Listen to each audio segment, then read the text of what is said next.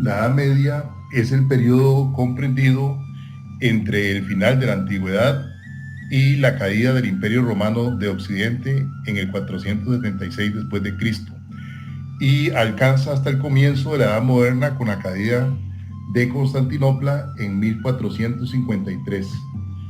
Por lo tanto, se ubica entre el siglo V al XV.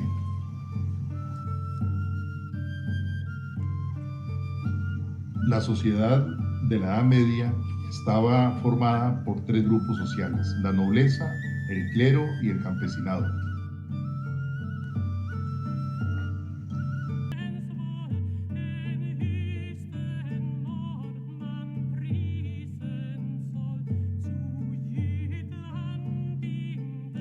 El teocentrismo es una corriente de pensamiento que supone que Dios es el centro del universo y lo rige todo, incluso las actividades humanas. Fue la corriente de pensamiento imperante en la Edad Media. En el teocentrismo se vislumbran dos etapas: la de los siglos V hasta el VIII, etapa influida por la patrística cristiana y la herencia clásica, donde se transmite el cristianismo de los padres de la Iglesia. Se dan los dogmas cristianos, su defensa ante otras religiones y a la iniciación a la humanidad en la verdad de Cristo, la única posible. En este periodo se destaca San Agustín. Y la que transcurre desde el siglo VIII al XV, que con ese pensamiento cristiano culmina en la escolástica, corriente teológico-filosófica dominante del pensamiento medieval. Se basó en la coordinación entre fe y razón, que en cualquier caso siempre suponía una clara subordinación de la razón a la fe. El hombre medieval alcanza a entender que la razón ayuda a la fe para creer y que la fe expande los límites de la razón humana. Existe una sola verdad, revelada por Dios, que puede ser alcanzada por la razón humana. Entiende para que puedas creer, cree para que puedas entender. San Agustín es un santo, padre y doctor de la Iglesia Católica, el doctor de la gracia. Fue el máximo pensador del cristianismo del primer milenio. La filosofía entera de San Agustín es una filosofía educativa: dudar y resolver las dudas, iluminar la fe con la razón y la razón con la fe, haciendo hablar al que San Agustín llama el maestro interior, es decir, la verdad misma que es Dios. Es ya un proceso de formación humana y por lo tanto de educación en el significado más amplio y profundo del término. En la educación, en este sentido, el verdadero y único maestro es la verdad, o sea, Dios en la persona de su verbo, es decir, de Cristo.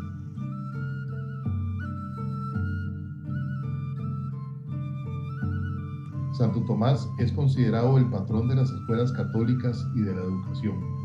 Señaló las cualidades del maestro cristiano y la prioridad de la dimensión psicológica de la enseñanza y la participación del educando en su formación.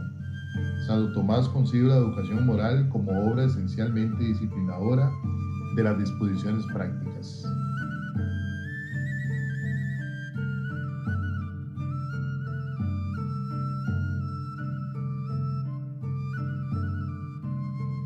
La educación en la Edad Media se puede clasificar en dos periodos. El primero de ellos, que se ubica entre el siglo V y XI, conocido como educación de la formación frontal, y el segundo periodo se desarrolló entre el siglo XI y el XIV y se le conoce como educación en el apogeo del feudalismo.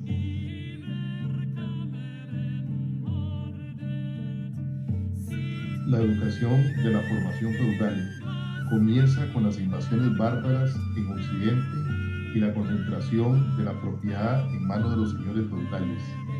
Cuando la iglesia modesta y pobre se convierte en iglesia poderosa, económica y socialmente, administró con poder y mantuvo hegemonía política, ideológica y cultural.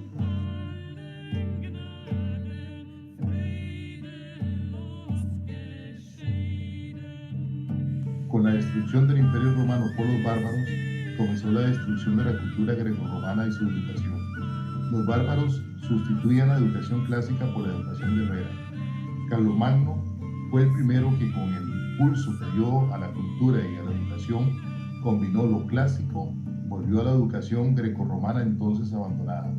Lo cristiano satisfizo la importancia que la Iglesia alcanzó e incorporó el principio guerrero de los bárbaros. Carlomagno quiso reorganizar el sistema educativo y su legislación, asumiendo la formación profesional del sacerdocio, de los monjes y del pueblo, haciendo obligatorio el envío de los hijos a la escuela.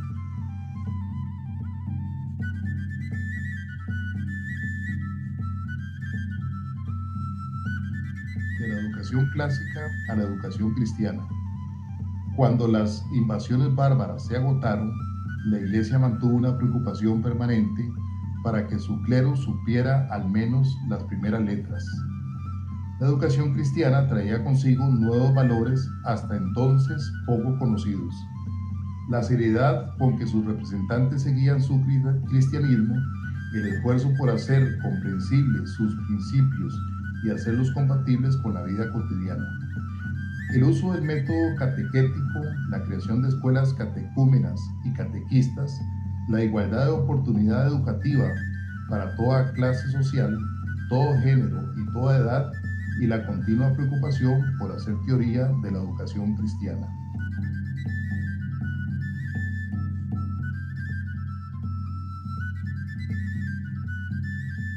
Las escuelas que fundó la Iglesia. Surgieron las escuelas religiosas, las episcopales en las ciudades y las monásticas o cenobitas en el campo. La educación episcopal era dirigida por el clero secular y se impartía a los miembros de la Iglesia que decidían ingresar al sacerdocio. Los cenobitas rechazaron por lo general la cultura clásica. La educación era para toda persona y fue atendida por el clero regular.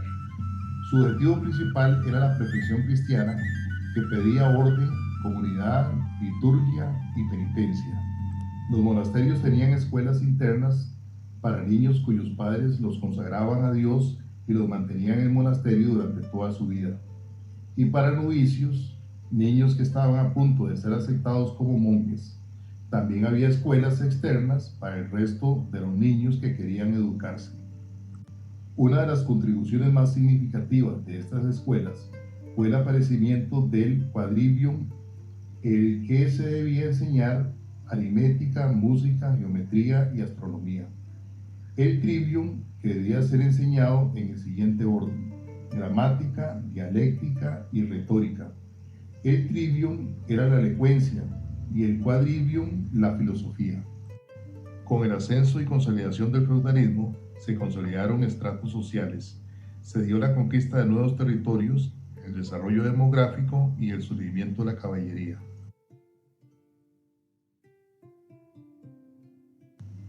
Educación gremial. Se constituye a finales de la Edad Media.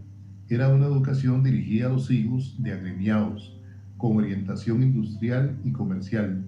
Aquí se educaba para el oficio a través de la práctica.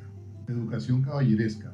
Su objetivo era criar caballeros expertos en las armas, que protegieran a los débiles, fieles a Dios y a la Iglesia, a su Señor y a su dama, virtuosos y sin miedos. El caballero debía tener 7 perfecciones que eran cabalgar, versificar, jugar ajedrez, luchar, tirar al arco, cazar y nadar.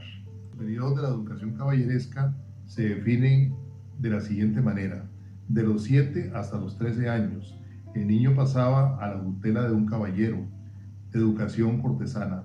El segundo, de los 14 hasta los 20, en este periodo se hace escudero.